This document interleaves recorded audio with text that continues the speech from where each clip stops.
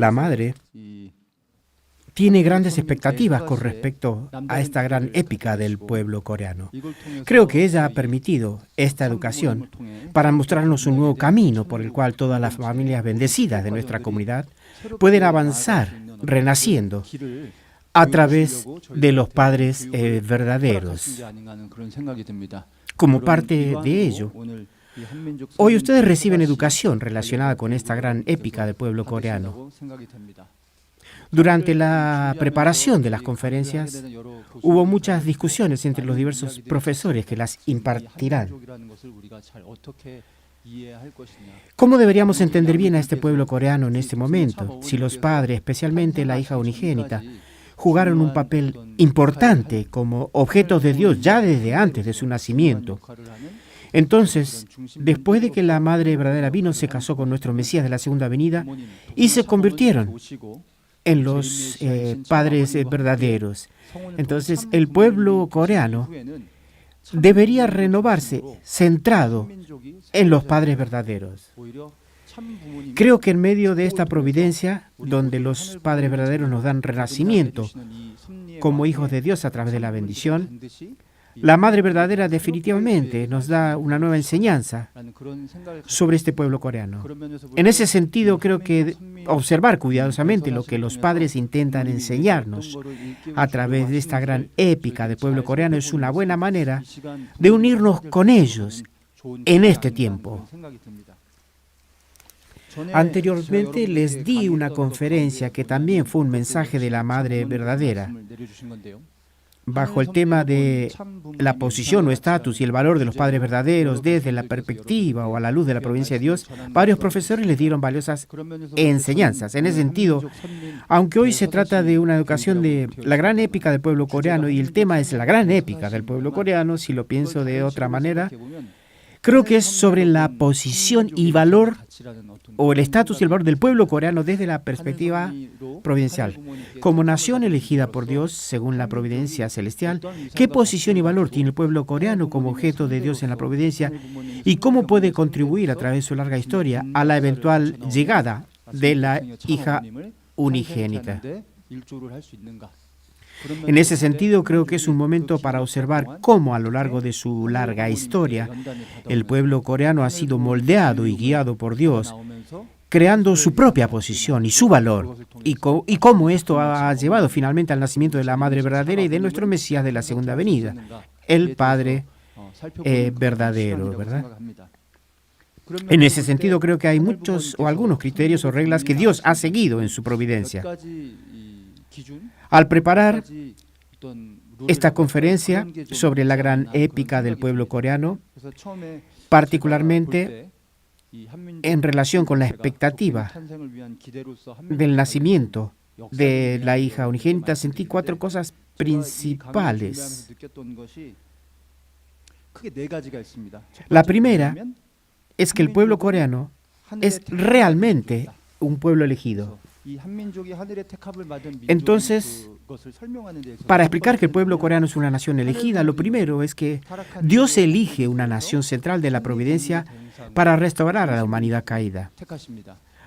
Así como eligió al pueblo judío como nación central para enviar a sus hijos unigénitos después de la caída de Adán y Eva, eligió una nación central. Esa nación podría ser el pueblo coreano, a quien Dios había observado incluso antes y después de la crucifixión de Jesús. La razón por la cual Dios ha prestado atención al pueblo coreano es que desde el principio este pueblo ha sido una nación que ha abrazado la filosofía de reverenciar a Dios y amar a la humanidad. En este mundo hay muchas naciones y todas ellas, en términos religiosos, han reflexionado sobre el origen de nuestra existencia. Por eso, como mencionaron anteriormente otros profesores en sus conferencias, cada nación ha creado varios mitos y leyendas para explicar cómo es que surgió su pueblo. Dios ha observado que desde el principio el pueblo coreano ha reverenciado a Dios y ha amado a las personas nacidas bajo el mismo cielo. Además, ha habido características nacionales como el amor por la paz y el deseo de ayudar a otras naciones. Yo creo que estas cualidades podrían ser las razones por las cuales ha elegido al pueblo coreano como una nación central para el plan de la restauración de la humanidad caída.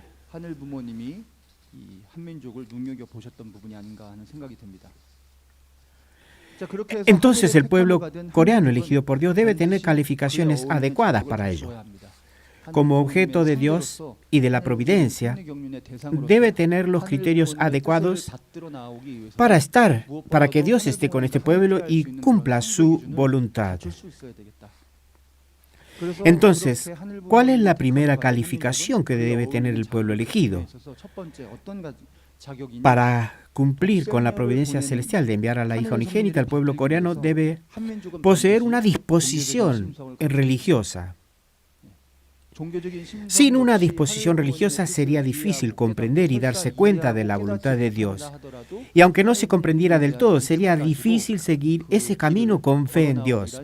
En ese sentido, es que debe poseer una disposición religiosa. Y como todos saben, para enviar a su Hijo Jesús, Dios estableció un fundamento nacional y un fundamento étnico y un fundamento religioso. Y sobre esos fundamentos planeaba enviar a sus hijos unigénitos. Lo sabemos bien, durante la historia para enviar a Jesús, el pueblo judío estableció un fundamento religioso con el judaísmo y un fundamento nacional como pueblo de Israel. Igualmente, para que la madre verdadera pueda nacer, el pueblo coreano debe tener una base religiosa y luego una base o fundamento nacional. La base religiosa que se menciona aquí se refiere a una base cristiana sobre la cual la madre verdadera pueda nacer. También es importante establecer una base nacional donde el pueblo coreano pueda estar al nivel de otras naciones y así la madre verdadera pudiera llegar. Por lo tanto, una vez que el pueblo ha sido elegido por Dios, debe adquirir las calificaciones adecuadas para ello. Y después de adquirir esas calificaciones, debe establecer ese estándar ante Dios y difundirlo a todo el mundo. No solo el pueblo coreano debe poseer esto, sino que, habiendo sido moldeado por la providencia, debe testificar sobre la hija unigénita al mundo entero. Además, debe contribuir a la expansión global del fundamento establecido por los padres verdaderos, que se convirtieron en padres verdaderos a través del matrimonio, después del nacimiento de la hija unigénita y del Mesías de la segunda venida.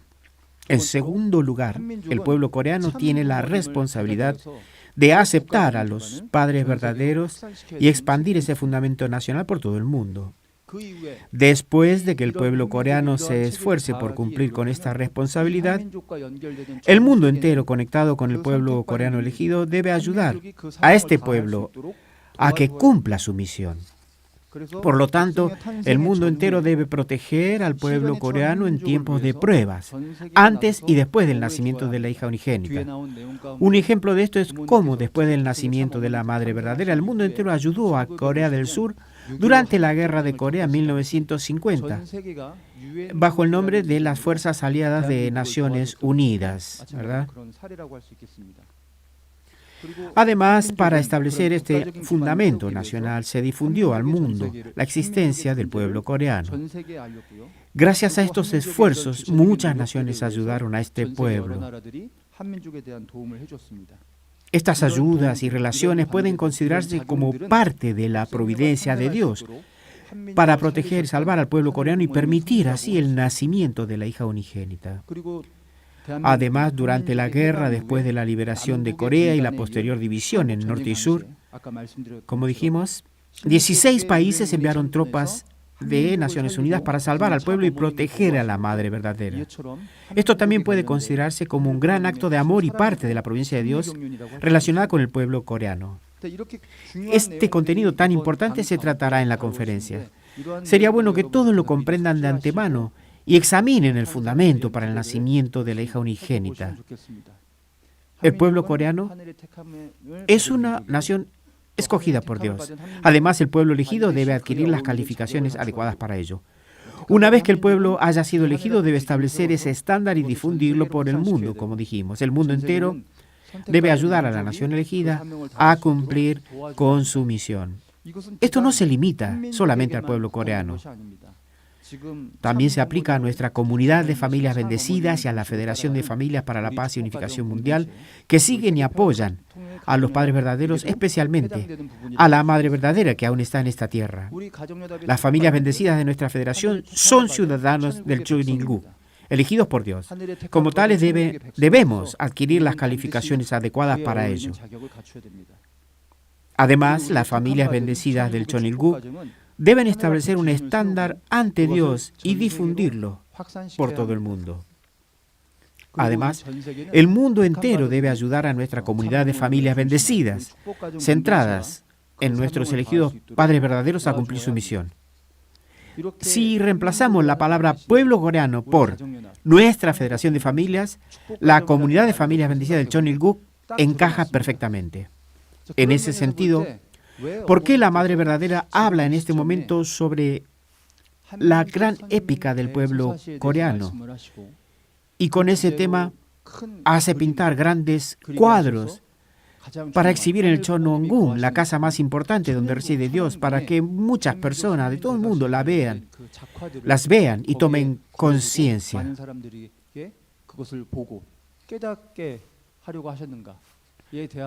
En cuanto pienso en esto, creo que es para que todos comprendamos lo que acabo de mencionar.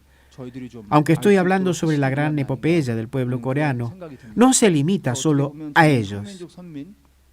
Este contenido también se aplica a todos ustedes, a todos los que están asistiendo a estas conferencias. Desde esta perspectiva, podemos examinar a través de la historia del pueblo coreano cómo este pueblo elegido cumplió su misión enfrentándose a los desafíos junto a Dios y asistiendo en su obra. Esto nos invita, mejor dicho, a reflexionar sobre cómo hoy en día, al seguir y servir a los padres verdaderos, podemos responder con valentía al llamado de Dios, estando firmes ante ellos y cumpliendo con nuestro rol y nuestra misión. Primero, esta conferencia se estructura en 3 temas principales. El primero es el fundamento a nivel étnico para el nacimiento de la hija unigénita. El segundo, como mencioné antes, es que para el nacimiento de la hija unigénita se requiere un fundamento religioso. Ese fundamento es el cristianismo, lo que constituye el segundo tema.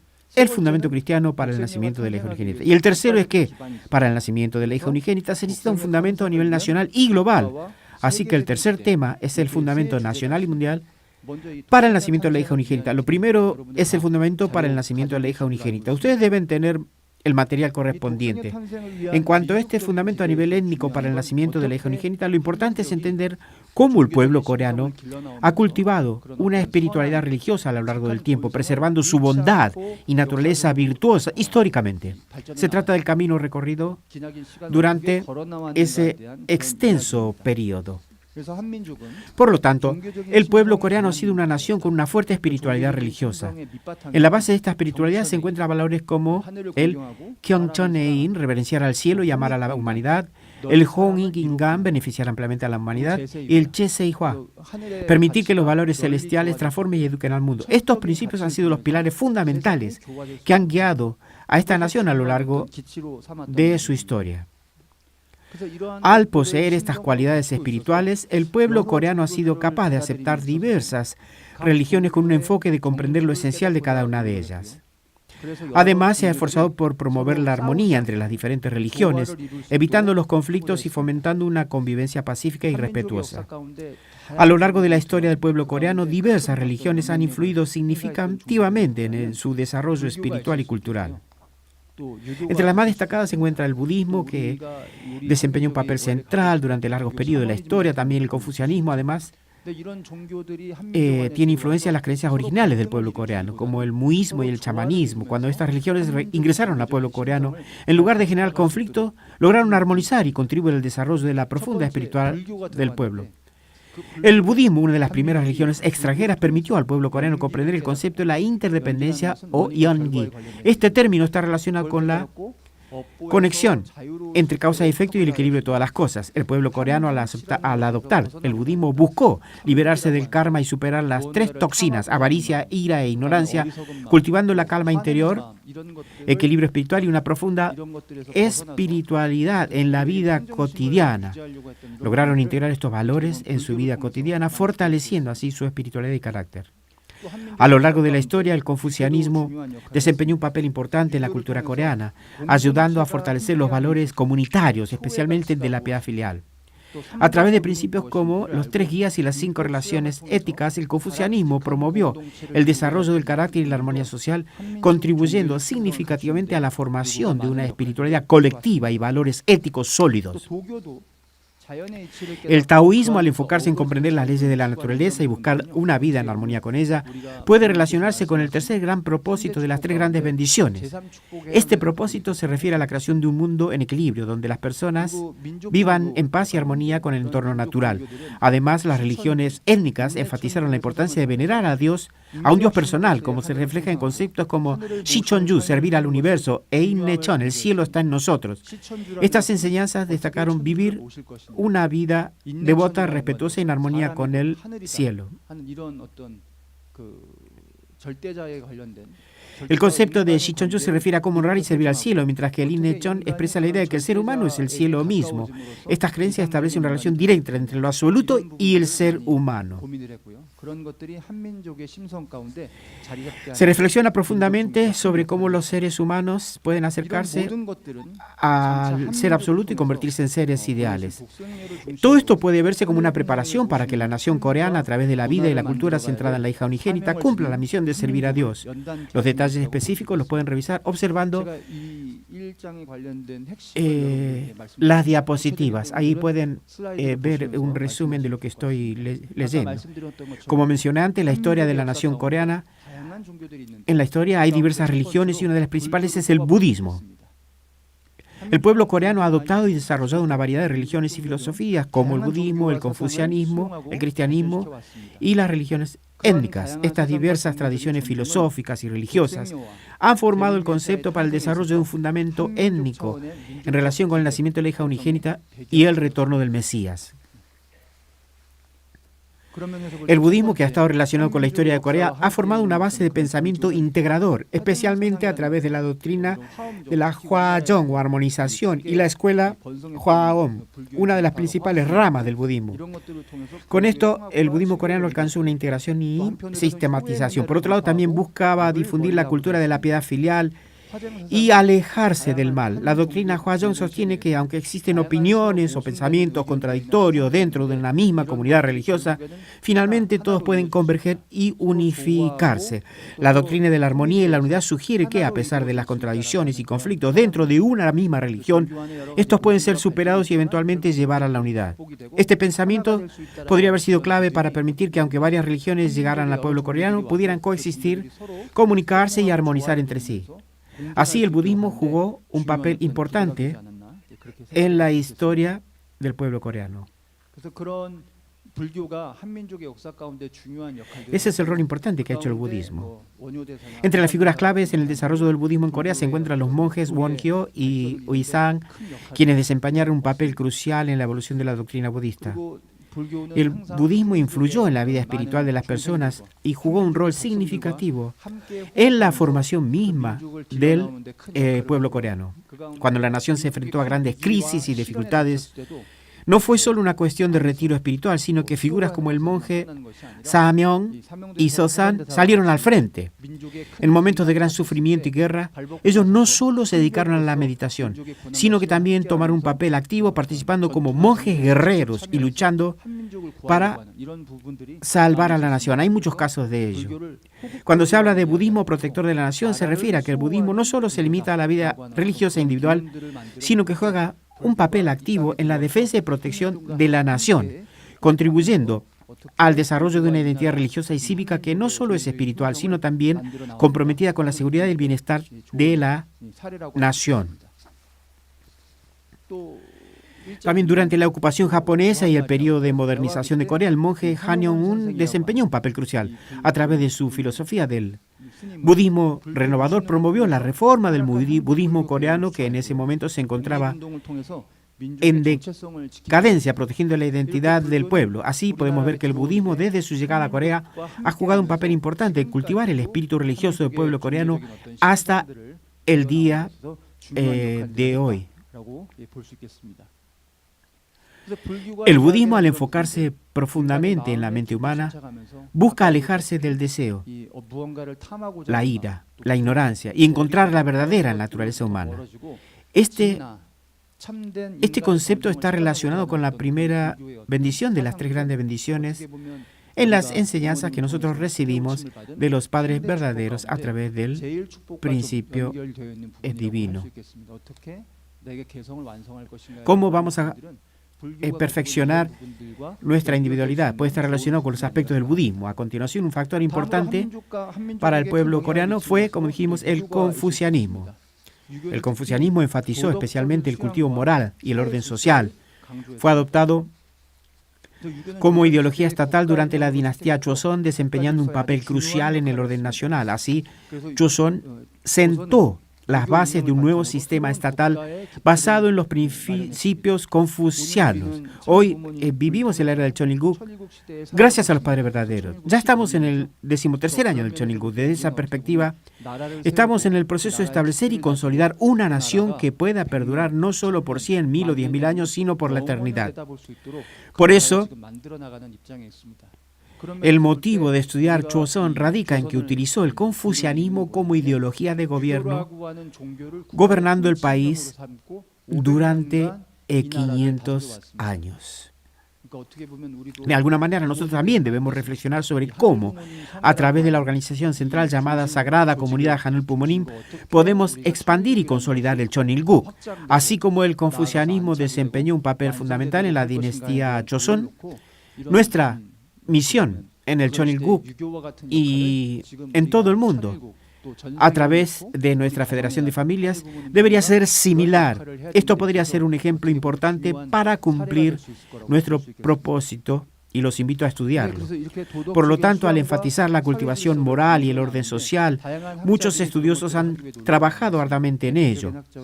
Un académico representativo es Iwa Han, quien profundizó en la naturaleza humana a través de las principales teorías del confucianismo y la escuela de la filosofía neoconfuciana que aquí se mencionan.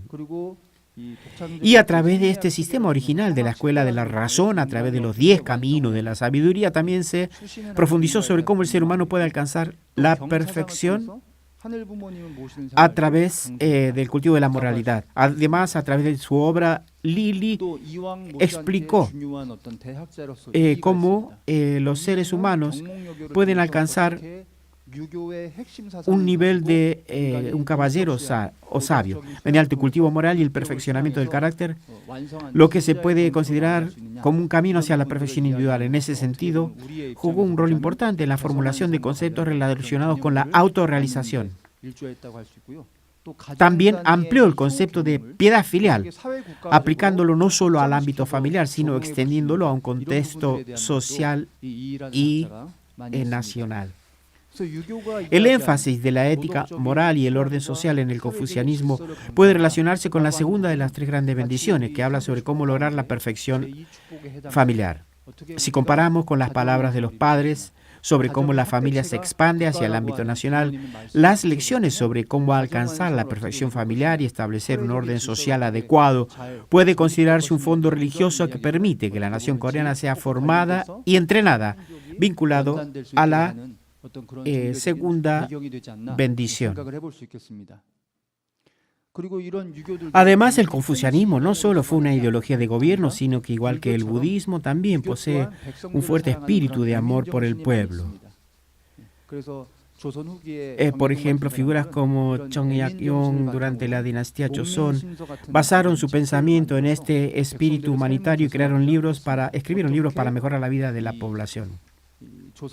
Se refiere a cómo los funcionarios del gobierno de Joseon, al ocupar diversos cargos, debían internalizar ciertos principios morales para gobernar y guiar al pueblo adecuadamente.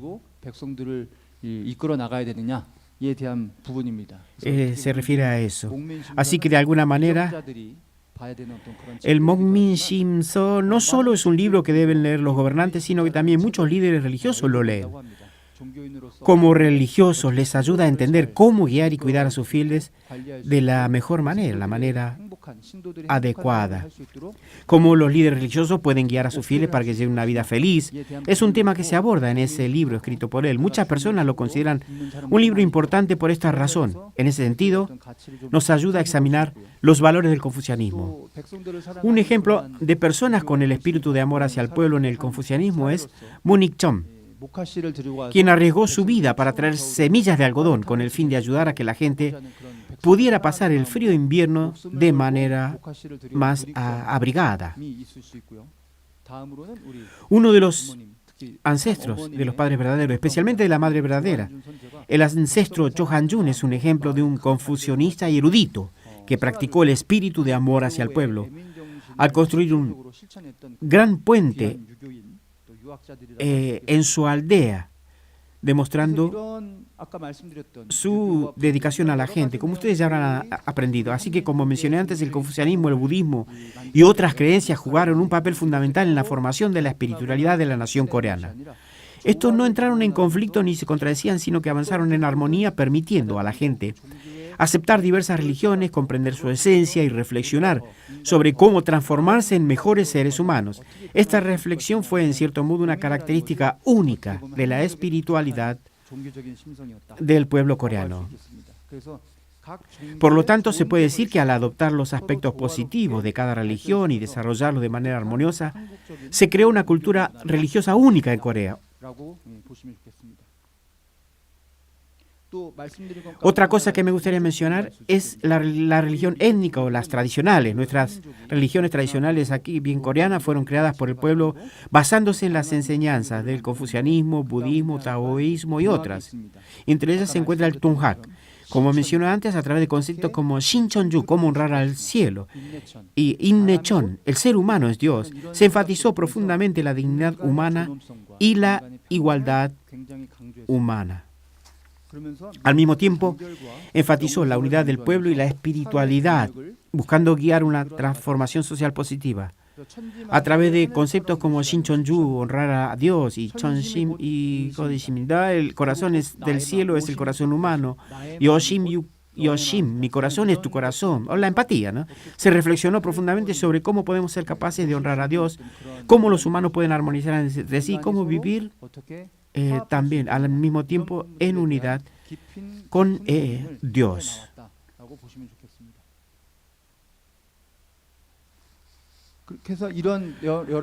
Así existen varias religiones locales como el Taechung-gyo, el Cheongsang-gyo y el Wonpul-gyo, que aún mantienen su existencia en la actualidad. Como mencioné antes, muchas de estas religiones nacieron y continúan existiendo, desempeñando un rol crucial en la preservación de la identidad y la tradición del pueblo coreano, así como también en la creación de la unidad nacional y la espiritualidad. Así, las diversas religiones que han ingresado al pueblo coreano a lo largo de su historia han desempeñado un rol fundamental para que el pueblo desarrolle una disposición religiosa capaz de recibir y venerar a Dios, Hanul Pumonim, convirtiéndose en un objeto de la providencia y del plan divino de Dios. Por eso la Madre Verdadera también cita frecuentemente a Tagore, el poeta indio. Ese poeta indio, que ya comprendía temprano la disposición religiosa y la histórica naturaleza del pueblo coreano, escribió un poema relacionado con nuestro pueblo, reconociendo las características de nuestra gente. El título de ese poema es La lámpara del Oriente. En el poema se dice: en los tiempos dorados de Asia, Corea fue una de las lámparas brillantes. Ahora, con fervor, deseo que esa lámpara se encienda de nuevo.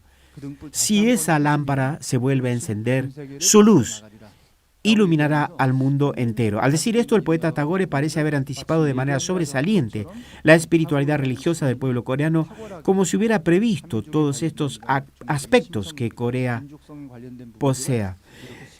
Creo que la madre observó cómo estos aspectos relacionados con la esencia nacional fueron expresados en poesía y tal vez nos lo repitió varias veces por esa razón. Ahora, al reflexionar sobre el fundamento nacional para el nacimiento de la hija unigénita y cómo podemos establecer nuestra espiritualidad y base religiosa, podemos ver que la nación coreana, desde tiempos antiguos, ha logrado una coexistencia armoniosa de diversas religiones y filosofías, desarrollándose de manera madura y sin paralelo en la historia mundial. La salvación a nivel individual, familiar o social, junto con la tradición de la unidad y la integración religiosa que trasciende las religiones, ha jugado un rol fundamental en la creación de un fundamento a nivel étnico, contribuyendo de manera significativa a ese proceso. Así, a través de esto, Dios, centrado en los padres verdaderos, permite que todas las religiones del mundo logren la armonía y la unidad a través de la tradición religiosa de la nación coreana. Esto se logra gracias al ingreso de diversas religiones a lo largo de la historia, lo que ha sido un proceso de formación y preparación de las características de nuestro pueblo. Así voy concluyendo con la parte del fundamento étnico para el nacimiento de la hija unigénita. Como mencioné anteriormente, para su nacimiento se debe establecer un fundamento religioso y uno nacional. El religioso, especialmente basado en el cristianismo, se fue formando a lo largo de la historia de la nación coreana a través del ingreso de diversas religiones que permitieron al pueblo coreano desarrollar una profunda conciencia religiosa. Dios, Padre y Madre Celestial, preparó este fundamento para que el cristianismo pudiera ser transmitido y llegar a la nación coreana y la hija unigénita pudiera nacer.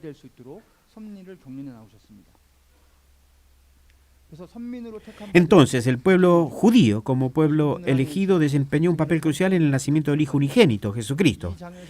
En ese capítulo, los puntos clave que se tratarán son los siguientes. El pueblo elegido de Israel desempeñó su papel en la venida del Hijo unigénito, Jesús. Sin embargo, no pudieron cumplir con esa responsabilidad y como resultado no pudieron hacer nacer a la hija unigénita. Esto llevó a que Dios no pudiera seguir contando con el pueblo judío. No obstante, debido al fundamento que Jesús había establecido, el cristianismo comenzó a desarrollarse sobre esa base. El cristianismo debe continuar con la misión del pueblo judío, estableciendo el fundamento a nivel mundial para el nacimiento de la hija unigénita. Así, el cristianismo logró establecer un fundamento global, pero lamentablemente se corrompió. Para despertar a este cristianismo corrupto, Dios renovó el cristianismo a través de la reforma religiosa. El cristianismo posterior a ello pasó por un despertar espiritual y un renacimiento, esforzándose por cumplir con la voluntad de Dios. Este flujo continuó a través de los Estados Unidos, el país de la libertad, y llegó hasta el pueblo coreano.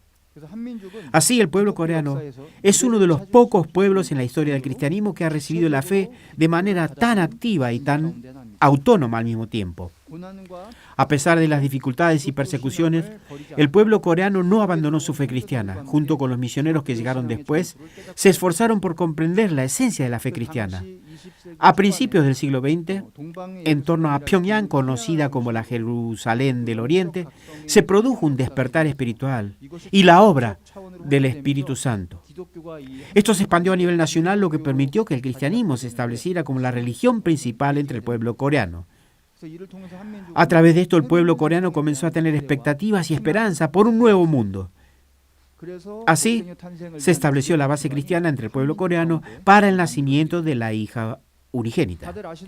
Como ustedes saben, y como se mencionó en las conferencias sobre el estatus y el valor de los padres verdaderos, desde la perspectiva provincial, el Hijo unigénito enviado por Dios, Jesucristo, siguió el camino de la cruz debido a que el pueblo judío no cumplió con su responsabilidad providencial. Lo más importante de ese incumplimiento es que no pudieron establecer el fundamento para el nacimiento de la hija unigénita. Al no poder nacer en ese entonces, al final Jesucristo no pudo llegar a ser el Padre verdadero. Por lo tanto, Jesucristo no pudo cumplir su misión como Padre verdadero y terminó su vida en la cruz. Sin embargo, Él prometió que regresaría y está escrito que a su vuelta celebraría el banquete de las bodas del Cordero. Por lo tanto, a través del cristianismo que comenzó con Jesucristo, Dios ha guiado su providencia para permitir el nacimiento de la hija unigénita. Como todos saben, hubo muchas persecuciones y a lo largo de más de 300 años de persecuciones el cristianismo mantuvo su existencia, manteniendo una fe y amor absolutos hacia Jesucristo y hacia Dios.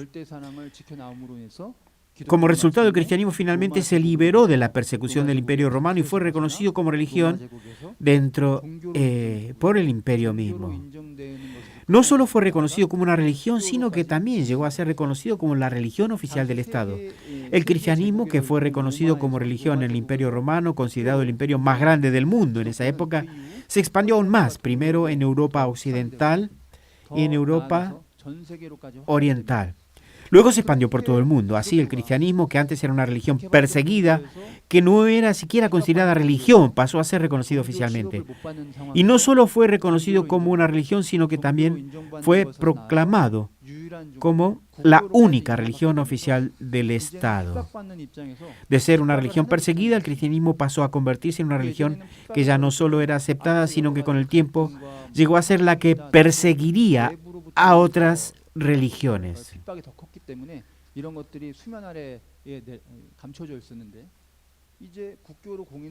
En el pasado, cuando el cristianismo era perseguido, aunque había varios conflictos y contradicciones, la persecución externa era mucho más grande, por lo que estos problemas quedaban ocultos bajo la superficie.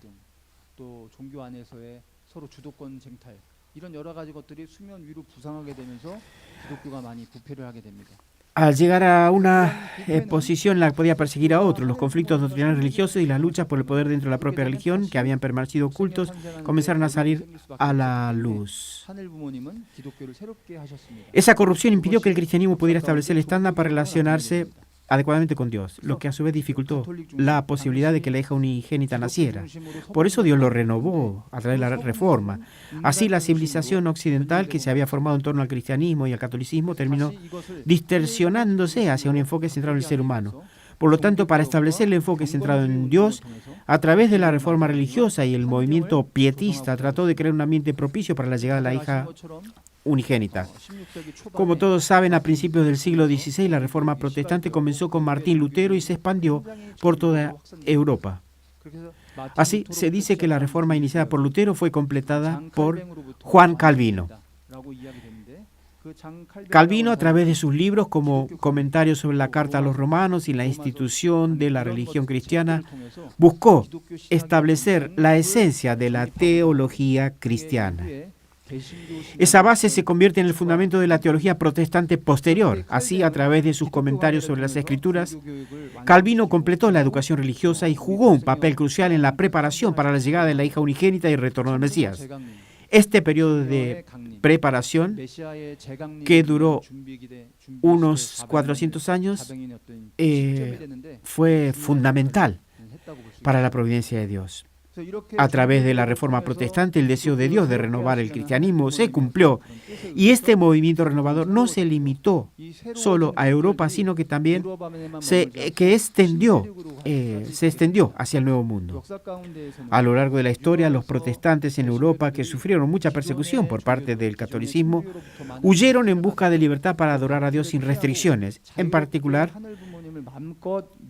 los puritanos eran, ¿no? Los puritanos arriesgaron sus vidas al cruzar al Nuevo Mundo para formar allí una comunidad en la que pudieran adorar a Dios sin impedimentos. Como todos sabemos, esos pioneros fueron los padres peregrinos y en cierto sentido se puede decir que esto sentó las bases para la fundación de la nación de Estados Unidos. Lo más crucial de todo esto fue el movimiento de despertar espiritual. En particular, el espíritu puritano se convirtió en la base fundamental de la fundación de los Estados Unidos. Una de las figuras clave fue Dwight Moody, quien experimentó una conversión a través de una experiencia con el Espíritu Santo, lo que llevó a que el cristianismo se expandiera aún más, alcanzando otros países.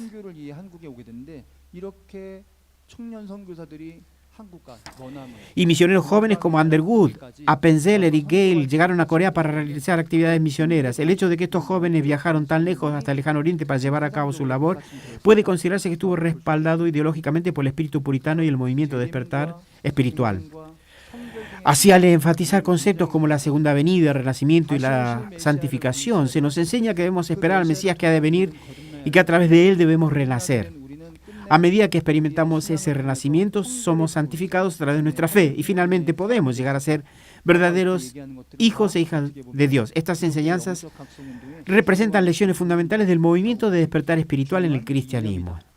Es una idea importante, una creencia importante, un pensamiento. Así, el cristianismo que surgió en el Imperio Romano alrededor del Mediterráneo llegó a Europa, luego al continente americano y desde allí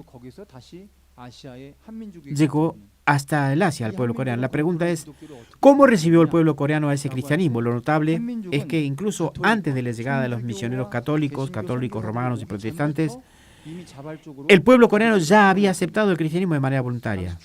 Durante la era medieval, que se puede considerar como la dinastía Joseon, el pueblo coreano atravesaba varias dificultades. Como una de las maneras de superar esas dificultades, uno de los caminos que se abrió fue el cristianismo, especialmente a través del Chonjushil, que llegó desde China. A través de ese interés académico relacionado con el catolicismo, podemos ver cómo el cristianismo coreano comenzó a gestarse en la nación. Esto generalmente se conoce como Sohak, o el estudio de la doctrina occidental. Los eruditos y sabios de Joseon, al ir a China y estudiar por sí mismos el Sohak y el Chonjuhak, la doctrina del universo, adquirieron un entendimiento profundo y a su vez se convirtieron en los principales agentes de la propagación del cristianismo en Corea. Se convirtieron en los primeros en aprender, practicar y difundir esas enseñanzas.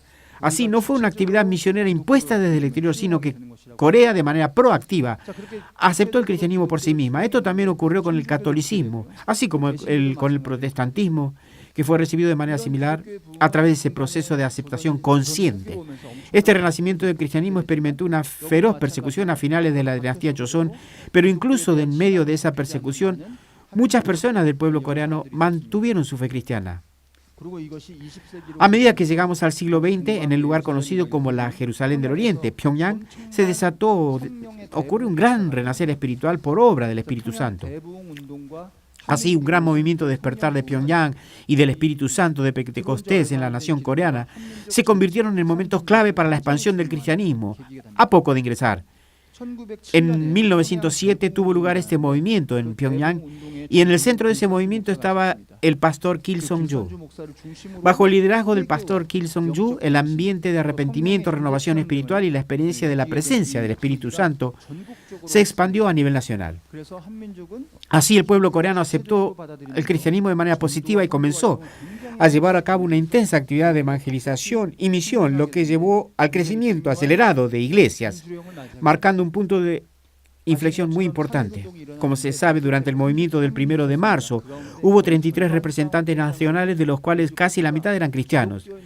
Este hecho es una muestra importante de cómo el cristianismo logró posicionarse como una de las principales religiones del pueblo coreano en un periodo tan corto de tiempo.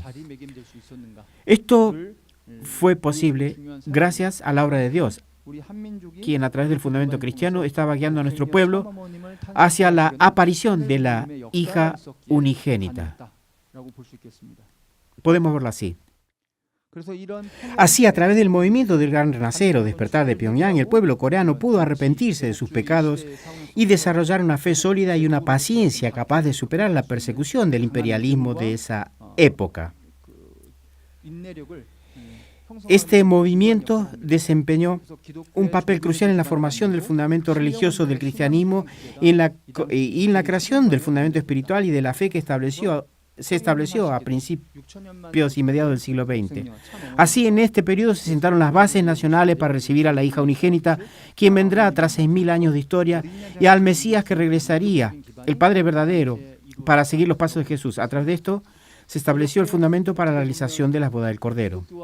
De esta manera, el cristianismo, que en principio no tenía relación con el Oriente, llegó a esta pequeña nación al final del mundo, la nación coreana, como una gota de agua pura, como una gota que se extendió por todo el pueblo. El hecho de que el cristianismo se convirtiera en la religión principal de la nación coreana solo puede explicarse como parte de una historia que es guiada por Dios. De esta manera, a través del cristianismo, esta nación se transformó y se creó una base o un fundamento que permitió al pueblo coreano aceptar a Dios como su Padre y Madre Celestial. Incluso aquellos que estaban despiertos pudieron sentir ese cambio. Como dijimos de Tagore. Además, muchas otras personas que observaron a Corea también pudieron percibir ese cambio. Entre ellos también se encuentra el académico japonés Uchimura Kanzo, quien como cristiano y teólogo probablemente prestó mucha atención a esta transformación del pueblo coreano. Por lo tanto, el hecho de que el cristianismo se haya expandido de manera tan dramática en el pueblo coreano, algo que no se vio en otros países, probablemente fue algo que el teólogo cristiano japonés Uchimura Kanzo también observó. Eso es algo que se puede interpretar como lo que él expresó al observarlo. Dijo: Dios ama a Corea y ha enviado al Espíritu Santo, que es más poderoso que los ejércitos y los barcos. La fe cristiana echará raíces en el pueblo coreano y luego se difundirá a Japón.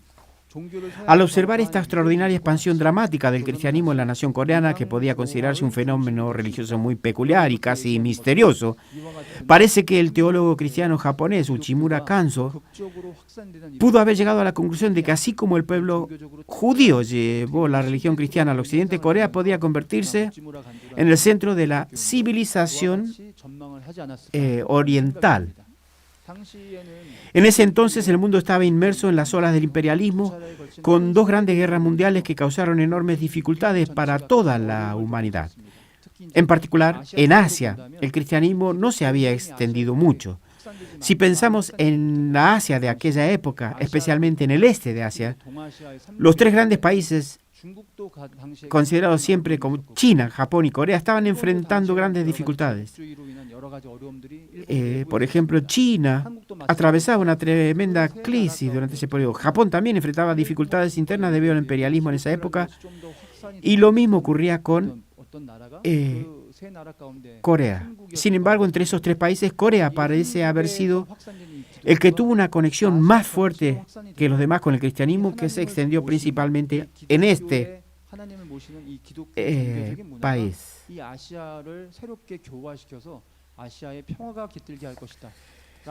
Así, Uchimura Kanzo también tuvo la esperanza y la expectativa de que si el cristianismo se expandía por toda Asia, la cultura religiosa transformaría Asia y traería paz a la región. Así, el pueblo coreano adquiere una sensibilidad religiosa y se establece la base religiosa del pueblo, especialmente la base cristiana, que permitirá el nacimiento de la hija unigénita, preparando el periodo antes y después del nacimiento del Mesías de la segunda venida. Y en tercer lugar, viene el fundamento a nivel nacional y mundial para el nacimiento de la hija unigénita. Como mencioné antes, para que la hija unigénita nazca, el pueblo elegido debe tener un fundamento religioso y uno nacional. Al igual que cuando el hijo unigénito Jesús nació entre el pueblo judío, aunque no se estableció el país de Israel en ese momento, había una base religiosa en el judaísmo. Aunque el pueblo judío estaba bajo el dominio del Imperio Romano, Jesús vino sobre la base de una estructura nacional establecida por el judaísmo. De la misma manera, para el nacimiento de la hija unigénita, el pueblo coreano debe tener un fundamento religioso, especialmente cristiano, y en segundo lugar, un fundamento nacional. Por lo tanto, el tema clave que se tratará al final de este capítulo es que durante la era del imperialismo, en medio de las pruebas de la ocupación japonesa, el pueblo coreano luchó arduamente para establecer el fundamento nacional. Un ejemplo representativo de esto es la Declaración de la Independencia y luego el movimiento de independencia del 1 de marzo. La Declaración de Independencia contiene el mensaje principal de que después de la ocupación y los años de lucha, el pueblo coreano, al establecer un nuevo país, lo llamaría el gran país de Han, culminando Choson.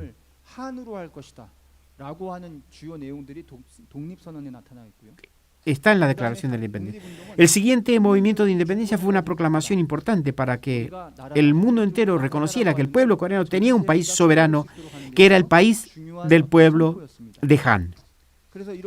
Así, entre los esfuerzos internos para establecer un fundamento nacional, los más fundamentales fueron los religiosos. Estos líderes religiosos, al tomar la delantera y arriesgar sus vidas, trabajaron para asegurar que el país pudiera establecerse correctamente y avanzar por un camino recto. Esto, en cierto modo, es un caso importante que nos muestra cómo debe ser la relación ideal, entre la religión y el Estado. También hubo esfuerzos externos para recuperar la soberanía del pueblo coreano, los cuales se manifestaron a través del gobierno provisional. Así, mientras se llevaban a cabo los esfuerzos internos y externos del pueblo coreano, en el año 1943 finalmente pudo nacer la hija unigénita. Además, para que la hija unigénita nacida pudiera crecer y madurar, Dios debía protegerla durante su periodo de crecimiento. Tenía que protegerla, ¿verdad? Después de la liberación, la península coreana estaba en una situación muy caótica, básicamente y principalmente con la división en norte y sur. Después de la división estalla la guerra de Corea. Y a pesar de esas difíciles circunstancias con la división entre el norte y el sur y el estallido de la guerra, Dios protegió a la hija unigénita permitiéndole crecer de manera segura y envió a las fuerzas de las Naciones Unidas, compuestas por 16 países, para proteger al pueblo coreano. Este contenido lo podemos conocer bien a través de las palabras reiteradas de la madre. Así se pudo establecer un fundamento nacional y mundial para el nacimiento de la hija unigénita. En términos más detallados, se continuó con la independencia y autonomía nacional y la herencia del espíritu de Han. Finalmente, Joseon decayó y después de esto atravesamos el periodo de la ocupación japonesa. Durante ese tiempo, el pueblo coreano mantuvo con más fuerza sus deseos de independencia. Se hizo la declaración de independencia afirmando que somos un pueblo que puede existir libremente. En esa declaración de independencia se enfatiza la importancia de Han. Se menciona que nuestra nación es la tierra de los tres Han y que desde su fundación recibió el mandato celestial y los tres Han se unieron en uno solo. Por lo tanto, se dice que es natural que ahora tomemos el nombre de Taehan. Taehan Mingu es el nombre original de Corea, ¿verdad? Estas declaraciones que afirman que es natural establecer este nombre como Taehan se convirtieron en un importante pensamiento fundacional dentro de la Declaración de la Independencia. Por lo tanto, es el Han de Han, no es el Han de otros pueblos homónimos, sino que a lo largo de nuestra larga historia somos un pueblo que puede unirse bajo este nombre de Han. Así, el Han que representamos es el Han completo de los coreanos, y eso se refleja claramente en la Declaración de la Independencia. Por lo tanto, este pensamiento relacionado con el Han tuvo una gran influencia en la fundación de la República de Corea después de la liberación y en la determinación del nombre del país. Así, el nombre de la nación, República de Corea, incluye el Han. Esto ayudó a definir la identidad del pueblo coreano, estableciendo que el país que el pueblo coreano fundaría sería el país del pueblo de Han, Corea. De esta manera, jugó un papel crucial en la creación de un fundamento nacional.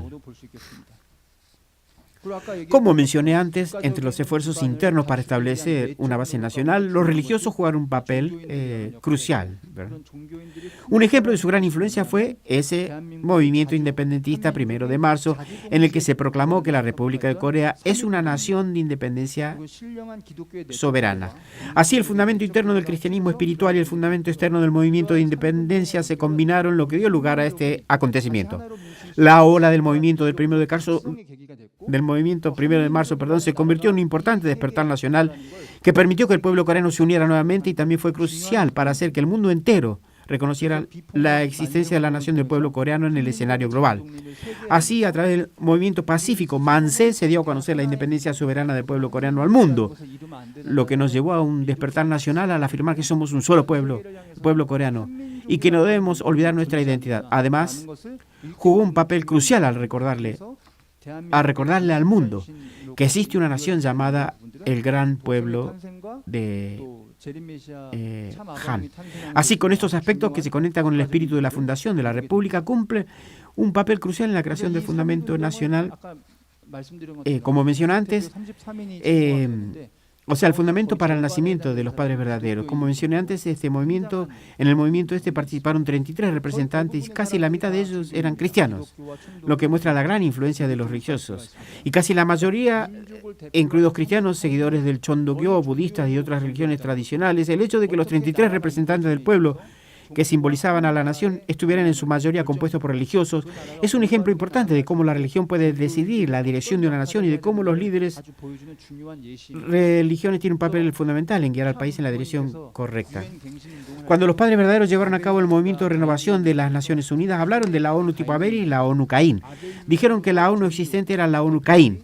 y que los representantes religiosos debían crear la ONU Abel. Esto refleja la idea de que los religiosos deben liderar el camino para que un país siga la dirección correcta. Esto, como se menciona aquí, puede ser un buen ejemplo de cómo diversos representantes religiosos de diferentes pueblos guiaron al movimiento 1 de marzo como líderes populares. Así como representantes de diversas religiones, así hubo representantes como del Chondokyo, el budismo, el confucianismo y el cristianismo. La colaboración de estos líderes religiosos para convertirse en representantes del pueblo y declarar la independencia nacional a través del movimiento 1 de marzo es un ejemplo clave de cómo la religión lideró la creación del fundamento nacional para el pueblo coreano. Y los esfuerzos externos para crear un fundamento nacional se dieron cuando la República de Corea, a partir del movimiento 1 de marzo, se dio cuenta de su identidad nacional. Después de eso, comenzó a establecer su propio gobierno. Después del movimiento 1 de marzo de 1919, el 11 de abril se proclamó la tercera declaración de independencia y como resultado del movimiento del 1 de marzo se estableció el gobierno provisional de la República de Corea. Ese fue el primer gobierno democrático republicano y las actividades diplomáticas para obtener el reconocimiento de la independencia se agilizaron, se activaron. Al final de la Segunda Guerra Mundial y el cierre de la era del imperialismo, representantes especialmente de las potencias aliadas se reunieron para reconfigurar, se dice, el orden mundial y la independencia de esas las naciones.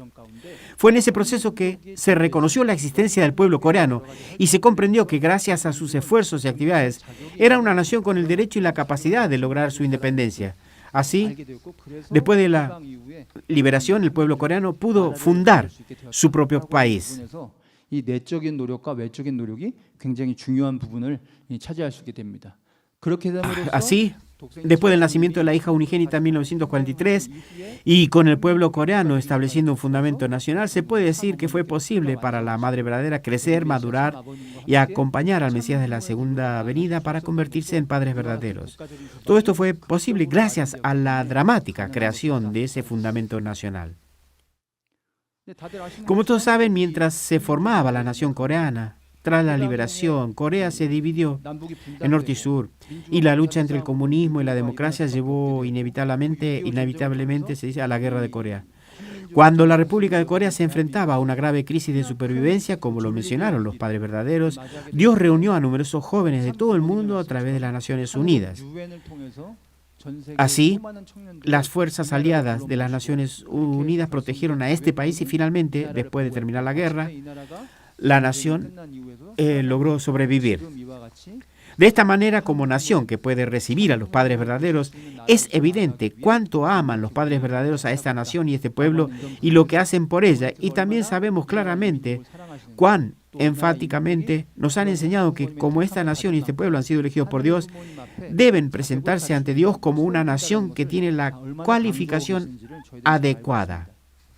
Así, la integración para la paz y prosperidad de la humanidad, junto con los fundamentos externos y globales para el nacimiento de la hija unigénita, se consolidaron a través de la Guerra de Corea, donde las fuerzas bajo la bandera de la ONU unieron al mundo para proteger a la República de Corea.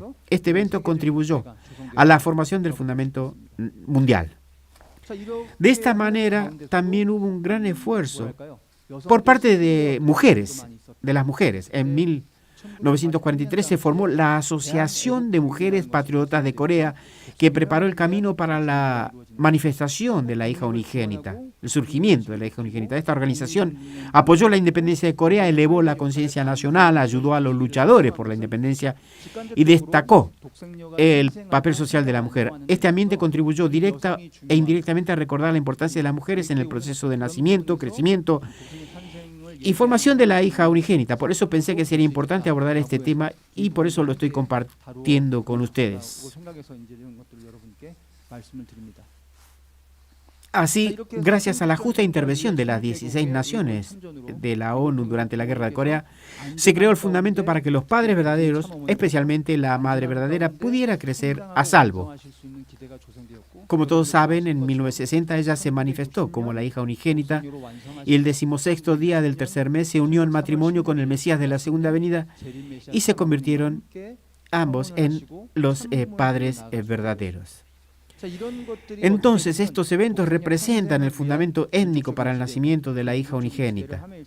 En ese contexto, el pueblo elegido adquirió la cualificación para desarrollar una espiritualidad religiosa y establecer una base de relación con Dios, que Dios se pudiera relacionar con este pueblo. Y a través de este proceso, el pueblo coreano estuvo preparado para la llegada de la hija unigénita. Así, para que el Mesías retorne y que el Padre verdadero pudiera nacer, fue necesario contar con una base religiosa, especialmente cristiana, y una base nacional sólida. El pueblo coreano, a pesar de los múltiples desafíos, no se rindió ante las dificultades y pruebas. En su lucha mantuvo intacta su identidad nacional, perseverando bajo la guía de Dios. De esta manera, el pueblo coreano desempeñó el papel crucial para que, en 1943, la hija unigénita, la madre verdadera, pudiera nacer. Y a través de esta gran epopeya nacional, la madre verdadera nos ha enseñado, a través de sus propias palabras, cómo el pueblo coreano contribuyó a la realización de este nacimiento tan fundamental. A través del esfuerzo del pueblo coreano, la madre verdadera nació en esta tierra. Se completa a Dios con el nacimiento de la hija unigénita. Permitió el logro de los padres verdaderos y junto al Padre verdadero completó y finalizó la providencia de restauración. Inició la era del Chonilguk y en este momento, a través del Chonwongun y el santuario Chonil, le ofrenda a Dios un lugar donde Él pueda residir.